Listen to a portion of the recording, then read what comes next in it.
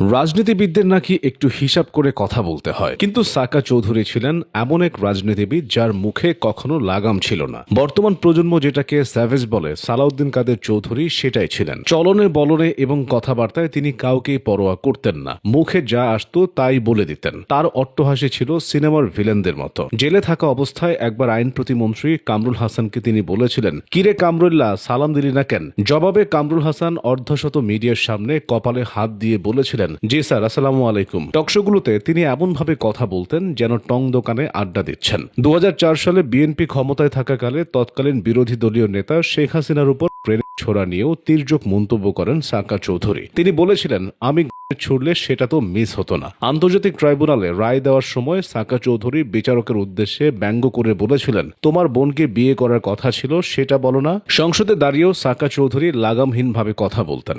বাংলাদেশের রাজনীতিতে সুপ্রতিষ্ঠিত যেসব ব্যক্তির বিরুদ্ধে মুক্তিযুদ্ধে সক্রিয় বিরোধিতার অভিযোগ আছে, সালাউদ্দিন কাদের চৌধুরী তাদের অন্যতম।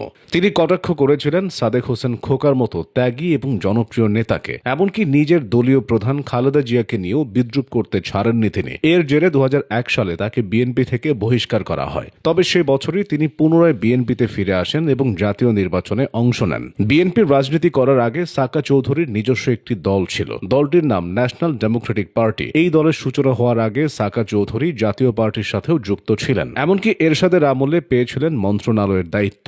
বেঁচে থাকতে বিভিন্ন সময় সাকা চৌধুরীর ভারত মনোভাব ফুটে উঠেছিল। প্রকাশ্যে তার মুখ থেকে কখনো ভারত বা ইন্ডিয়া শোনা যায়নি। তিনি সবসময় বলতেন হিন্দুস্তান। সাকা চৌধুরী চট্টগ্রামের রাউজানের সন্তান। পরিবারের 6 ভাই বোনের মধ্যে তিনি ছিলেন সবার বড়। তার প্রাথমিক শিক্ষা শুরু হয় পাকিস্তানের সাদিক পাবলিক স্কুলে। পরবর্তীতে সেখান থেকে ফিরিয়ে এনে তাকে চট্টগ্রামের সেন্ট প্লাসিডস হাই স্কুলে ভর্তি করানো হয়। এখান থেকেই তিনি মাধ্যমিক পাশ করেন। এরপর ঢাকার নটরডেম কলেজ থেকে উচ্চ মাধ্যমিক পরীক্ষায় পাশ করে চলে যান পাকিস্তানে। পাকিস্তানের পাঞ্জাব বিশ্ববিদ্যালয় থেকে তিনি রাষ্ট্রবিজ্ঞানে স্নাতক সম্পন্ন করেন। যদিও আদালতে বিচার চলাকালীন তার সার্টিফিকেটকে ভুয়া বলে ঘোষণা করা হয়। দীর্ঘ রাজনৈতিক জীবনে সাকা চৌধুরী মোট 6 বার সাংসদ হয়েছিলেন। শুরুটা 1979 সালে। সেবার স্বাধীন বাংলাদেশের দ্বিতীয় সংসদে মুসলিম লীগ থেকে তিনি সংসদ সদস্য নির্বাচিত হন। এরপর সামরিক শাসক এরশাদের জাতীয় পার্টিতে যোগ দিয়ে মন্ত্রীও হয়েছিলেন। 1988 সালে জাতীয় পার্টি থেকে বেরিয়ে নিজেই গঠন করেন ন্যাশনাল ডেমোক্রেটিক পার্টি। পরে নিজের দল বিলুপ্ত করে 1996 সালে যোগ দেন বিএনপিতে যোগ দেওয়ার পর থেকেই সাকা চৌধুরীর প্রভাব বাড়তে থাকে।